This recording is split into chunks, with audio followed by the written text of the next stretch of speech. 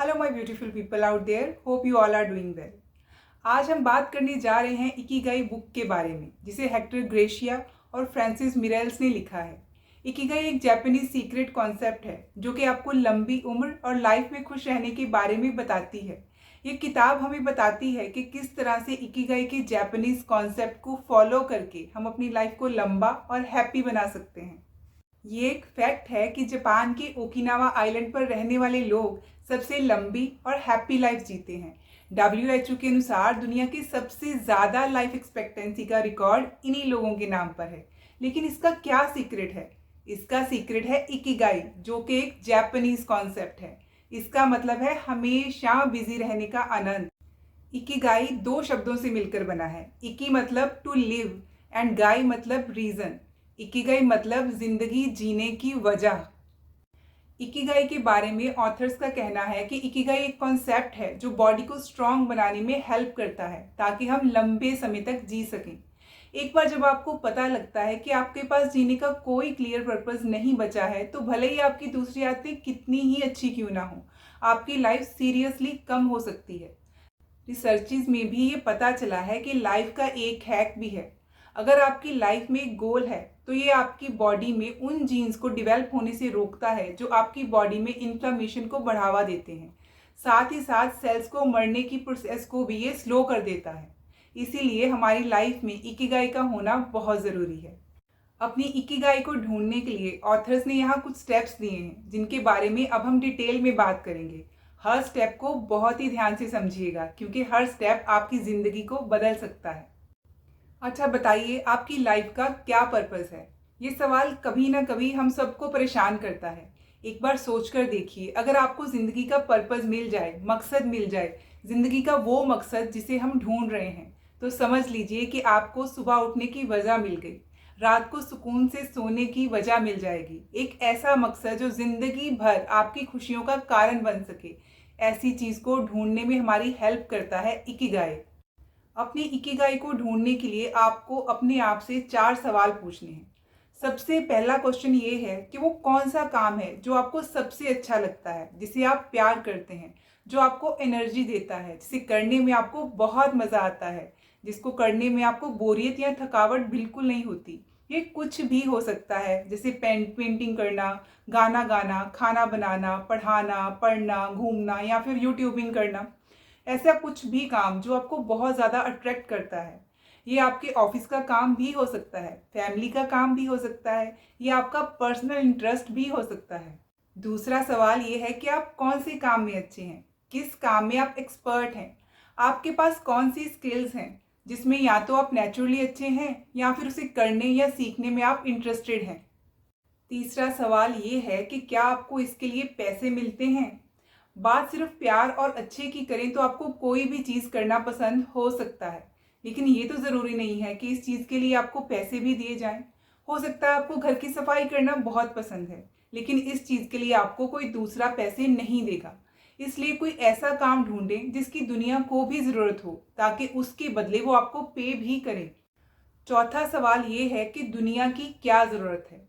इसके लिए आप ये देखिए कि जो आपको पसंद है, क्या उसमें से लोगों को किसी चीज़ की ज़रूरत है। दुनिया को इनमें से क्या चाहिए जिनसे उनकी प्रॉब्लम सॉल्व हो सके, ताकि आपके अपने मनपसंद काम के ज़रिए आप लोगों की प्रॉब्लम सॉल्व करें और पैसे कमाकर अपनी लाइफस्टाइल को भी अच्छी करें। अपना इकिगाई कैसे ढूंढें, उसके 4 बहुत ही आसान तरीके इस बुक में बताए गए हैं। सबसे पहला है पैशन। पैशन का मतलब है वो काम जिसे आप बहुत प्यार करते हैं और जिसे करने में आपके पास एक्सपर्टीज भी है, उसे कहते हैं पैशन। फिर दूसरा है प्रोफेशन। वो काम जिसे करने में आप एक्सपर्ट हैं और उस काम के लिए आपको पैसे भी मिल रहे हैं, तो इन दोनों को मिला के बन जाता है प्रोफेशन। तीसरा आता है वोकेशन। वो काम जिसे करने के लिए आपको पैसे भी मिलते हैं और दुनिया को भी उस काम की ज़रूरत है, यानी कि दुनिया की भी मदद हो रही है, तो इन दोनों को मिला के बनता है वोकेशन, यानी कि पेशा। और चौथा आता है मिशन। जब आप वो काम करते हैं जिसकी दुनिया को ज़रूरत है और साथ में आप उस काम से प्यार भी करते हैं, तब इन दोनों चीज़ों को मिलाकर बन जाता है मिशन। इस तरह अगर आपकी ज़िंदगी में कोई ऐसा काम है जो आपको करना पसंद है, आप दूसरों के मुकाबले उस काम में अच्छे भी हो, फिर उस काम के लिए आपको पैसा भी मिल सकता है और आपके हिसाब से दुनिया में उस काम की लोगों को ज़रूरत भी है, तो ऐसे काम को जापानीज़ में कहा जाता है इकिगाई। अब बात करते हैं कि अपने इकिगाई को कैसे ढूंढें। इसके लिए सबसे पहले एक बड़ा सा एक स्क्वायर बना लें। उसे 4 बराबर स्क्वायर हिस्सों में बांट लें। पहले स्क्वायर में लिखें, ये काम मुझे पसंद है और इसमें मैं एक्सपर्ट भी हूँ। इसमें आप वो सारी चीज़ें लिखें जो करना आपको पसंद है और आप उनमें एक्सपर्ट भी हैं। दूसरे स्क्वायर में लिखें कि ये काम मुझे पसंद है लेकिन काम मुझे अच्छे से करना नहीं आता। यानी कि ऐसे काम जिसे आप बहुत पसंद करते हैं लेकिन फिर भी वो आपको करना नहीं आता। हालांकि आप दिल से उस काम को करना चाहते हैं पर कर नहीं पाते हैं। ऐसे काम को दूसरे स्क्वायर में लिखें। तीसरे स्क्वायर में लिखें कि ये काम मुझे पसंद नहीं है लेकिन उसे मुझे करना ही पड़ता है। यानी कि ऐसी चीज़ें जिनको आपको करना पसंद तो नहीं है लेकिन आपको मजबूरी में करना ही पड़ता है। जैसे कि खाना बनाना, प्रोग्रामिंग पसंद नहीं है लेकिन आप उस जॉब में रहते हैं तो पैसे कमाने के लिए आपको इसे करना ही पड़ता है। चौथे स्क्वायर में लिखें कि ये काम मुझे पसंद भी नहीं है और मुझे अच्छे से करना भी नहीं आता। यानी कि ऐसी चीज़ें जो आपको पसंद भी नहीं है, आप उसमें एक्सपर्ट भी नहीं है पर फिर भी आपको मजबूरी में करनी पड़ती हैं। जैसे कि आपको अपना रूम साफ करना ही पड़ता है। इन्हें लिखने के बाद आप ये देखें कि आप अपना ज़्यादातर समय किन कामों में बिताते हैं। कितना समय उन कामों को देते हैं जिनमें आप अच्छे भी हैं और आपको पसंद भी हैं। कितनी बार वो आप वो काम करते हैं जो आपको पसंद नहीं है। ऑथर ऐसा करने की सलाह इसलिए देते हैं क्योंकि ज़्यादातर लोग उन कामों में ज़्यादा समय देते हैं जो उनको करना पसंद नहीं है। इसलिए वो अपना पैशन ढूंढ ही नहीं पाते और ज़िंदगी में उनको हमेशा अधूरापन महसूस होता रहता है। अपना पैशन ढूंढने के लिए उन कामों पर फोकस करें जिन्हें आप ज़्यादा पसंद करते हैं और इन्हें करने में आपको मज़ा भी आता है, जिससे आगे चलकर आप पैसे भी कमा सकते हैं। और विश्वास रखें कि अगर आप ईमानदारी से इसे ढूंढेंगे तो आगे चलकर आपको अपना इकिगाई ज़रूर मिल जाएगा। इसके बाद ऑथर हमें जापानीज लोगों की लंबी, हैप्पी लाइफ और हेल्दी रहने के 4 सीक्रेट्स के बारे में बताते हैं, जिनमें से सबसे पहले नंबर पर आता है तनाव। जापान के लोगों का मानना है कि तनाव और डिप्रेशन लंबी उम्र के सबसे बड़े दुश्मन हैं। इसलिए अगर आप खुशहाल लाइफ जीना चाहते हैं तो स्ट्रेस को हमेशा अपने आप से दूर रखना चाहिए। और स्ट्रेस को कैसे दूर रखना है इसके बारे में भी आगे बात की गई है। लॉन्ग और हेल्दी लाइफ जीने का दूसरा सीक्रेट है ईटिंग हैबिट्स। हारा हाकी बू, जिसका मतलब है कि fill your stomach up to 80%। इस चीज़ को जापान के लोग बहुत अच्छे से फॉलो करते हैं। यानी कि अपना पेट सिर्फ 80% तक ही भरिए, थोड़ी सी जगह खाली रखकर खाइए। जैसे कि हमारे बड़े बुजुर्ग भी कहते हैं कि थोड़ी सी भूख रख कर खाना चाहिए, इससे ओबेसिटी नहीं होती, बीमारियां नहीं होती, डाइजेस्टिव पावर बढ़ जाती है। एक हार्ट स्पेशलिस्ट हैं मुकोटो सुजुकी, जिन्होंने 70s की डेकेड में ओकिनावा के लोगों के फूड को स्टडी किया था। वो बताते हैं कि वहाँ के लोगों के खाने में वैरायटी बहुत होती है। वो तरह तरह के खाने खाते हैं, यानी कि उनको अपनी प्लेट में रेनबो कलर के फूड्स बहुत पसंद है। वो सॉल्ट और शुगर कम खाते हैं, सिंपल खाना खाते हैं। Long, healthy and happy life का थर्ड सीक्रेट है कि एक समय में बस एक ही काम करना है। आप जो भी काम करते हैं उसको करते समय फोकस होना बहुत ज़रूरी है। फोकस होने से आपके काम में फ्लो आता है, जिससे आपको वो काम बहुत ही आसानी से और बिना थके कर सकते हैं। इसलिए हमेशा वो काम चुनें जिसे आपको करने में रिसर्च करनी पड़े, आपको मेहनत करनी पड़े, आपके दिमाग को सोचना पड़े, ताकि आपका फोकस बना रहे। हमें ऐसा लगता है कि एक साथ एक से ज़्यादा काम करके हम अपना समय बचाते हैं और ज़्यादा काम कम समय में ख़त्म कर सकते हैं, लेकिन ऐसा करने के साइंटिफिक एविडेंस इससे बिल्कुल अपोजिट हैं। रिसर्च में ये साबित हुआ है कि जो लोग एक समय में एक से ज़्यादा काम करते हैं वो काम को लेट ख़त्म कर पाते हैं। साथ ही साथ उस काम को करते समय वो बिल्कुल भी प्रोडक्टिव भी नहीं होते। इसलिए हमें एक समय में पूरे फोकस के साथ एक ही काम करना चाहिए, उससे हमें अच्छी प्रोडक्टिविटी मिलती है। और फोर्थ सीक्रेट ये है कि जापानी लैंग्वेज में रिटायरमेंट जैसा कोई भी शब्द नहीं है।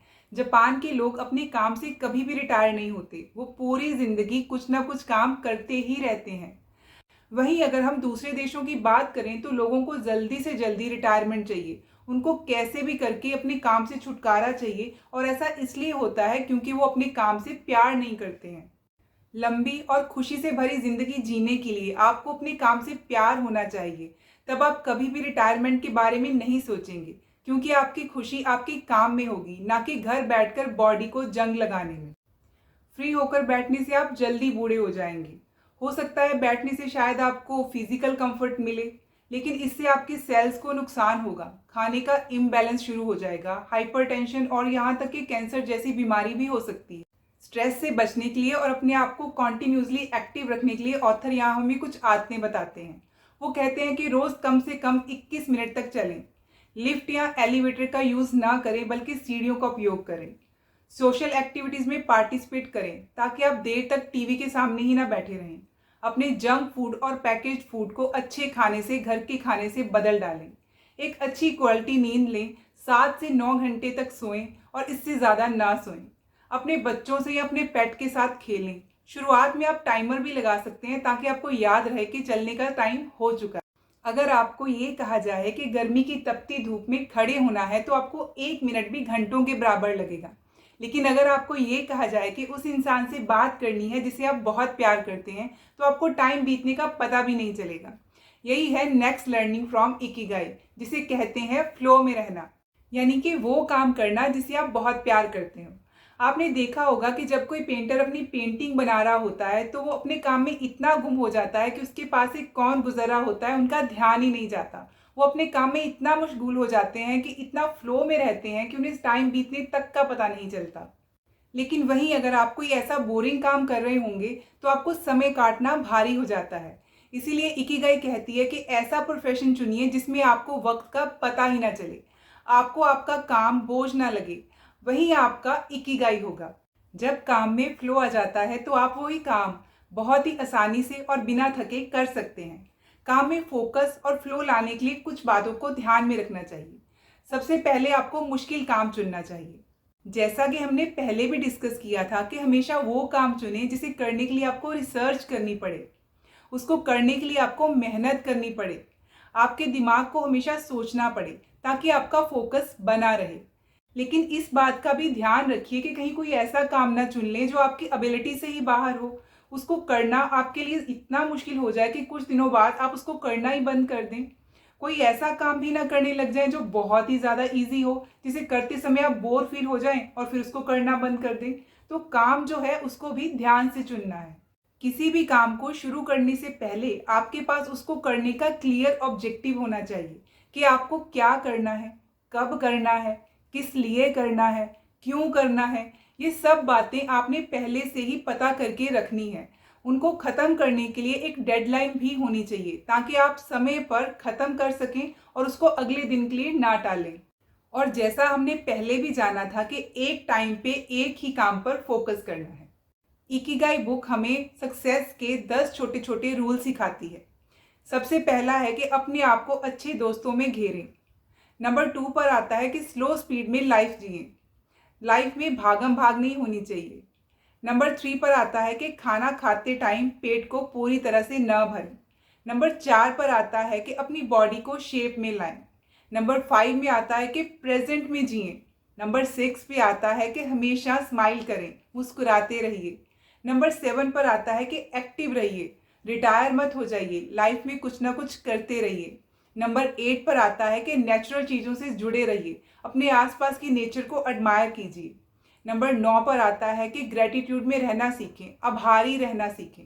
नंबर 10 पर आता है कि अपने इकिगाई को ढूंढें और उसे फॉलो करें। इसके बाद हमें ऑथर बताते हैं कि बुजुर्गों के पास अपने सालों का अनुभव होता है और हमारे साथ शेयर करने के लिए बहुत सारी नॉलेज भी होती है। हम में से बहुत सारे यंग लोगों को कभी कभी ऐसा लग सकता है कि वो सब कुछ जानते हैं, लेकिन हमें अपने सीनियर जनरेशन से लाइफ के बारे में बहुत सारी बातें सीख लेनी चाहिए जिनसे वो हमें ज़्यादा और अच्छे से जानते हैं। और इसके साथ साथ जो आपके पास है उसके साथ जीवन का आनंद लेने पर फोकस करें। ऐसा करने का एक शानदार तरीका ये है कि अपने आसपास के सभी लोगों, यहाँ तक के अजनबियों तक से भी जुड़ें।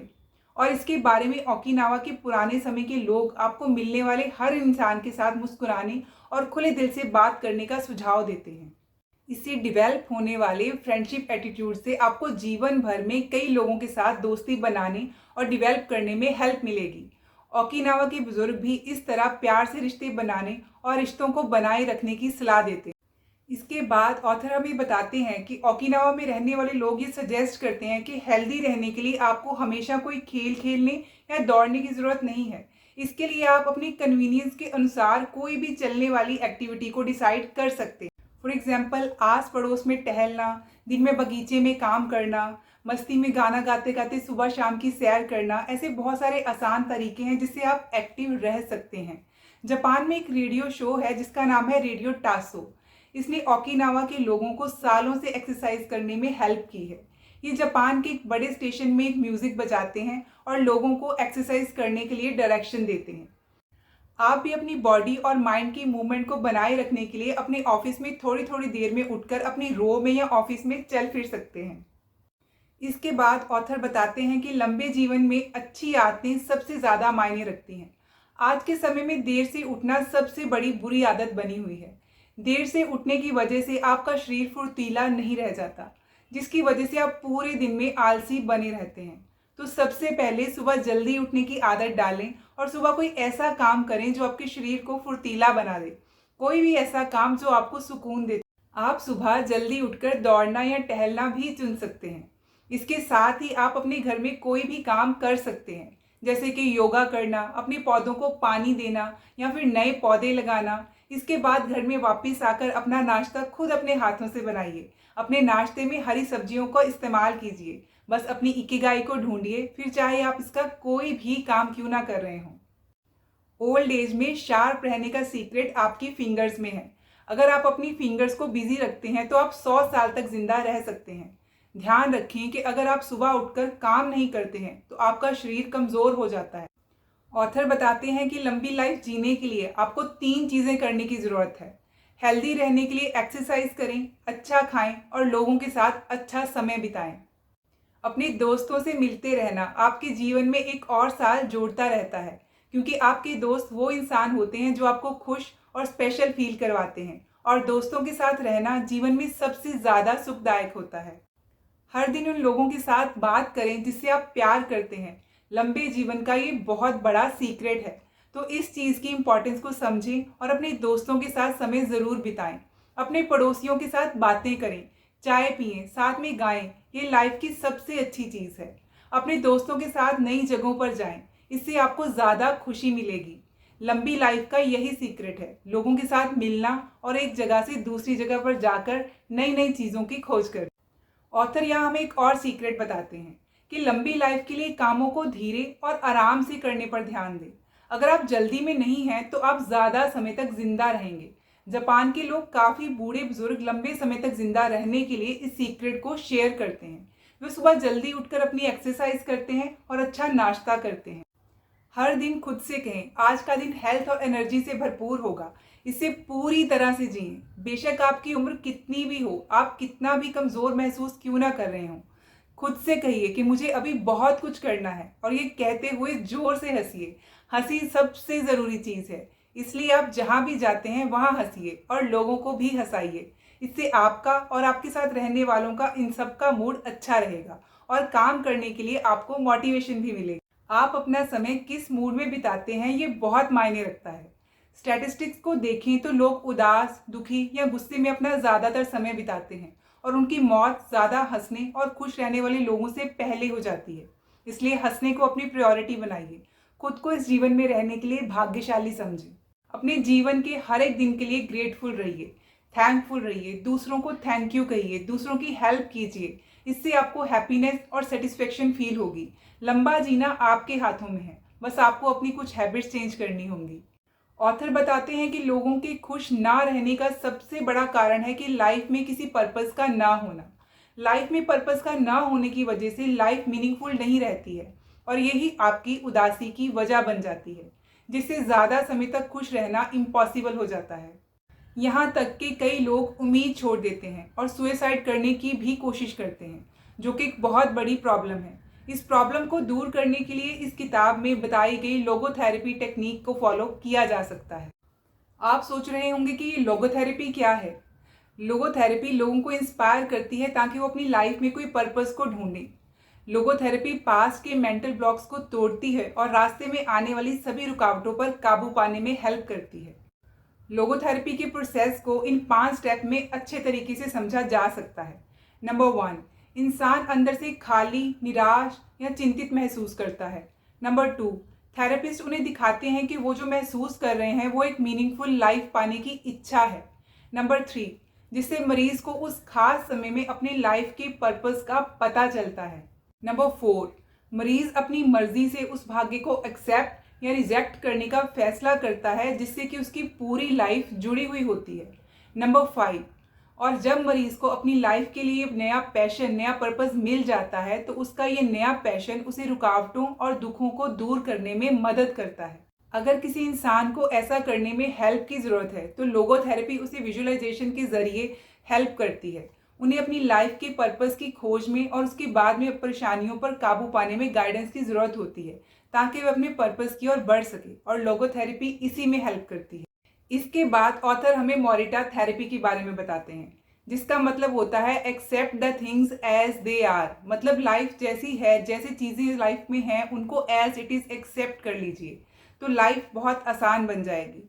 चीज़ों को तोड़ने मरोड़ने की ज़रूरत नहीं है, जैसे आ रही हैं उनको ऐसे ही इंजॉय करते रहिए और सुख को महसूस करते रहिए।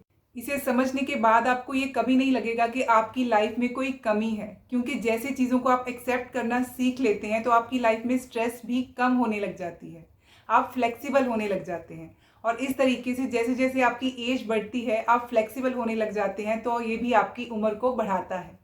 क्योंकि एक्सपर्ट बताते हैं कि जैसे जैसे हमारी उम्र बढ़ती जाती है हमारे ब्रेन की फ्लेक्सिबिलिटी कम हो जाती है।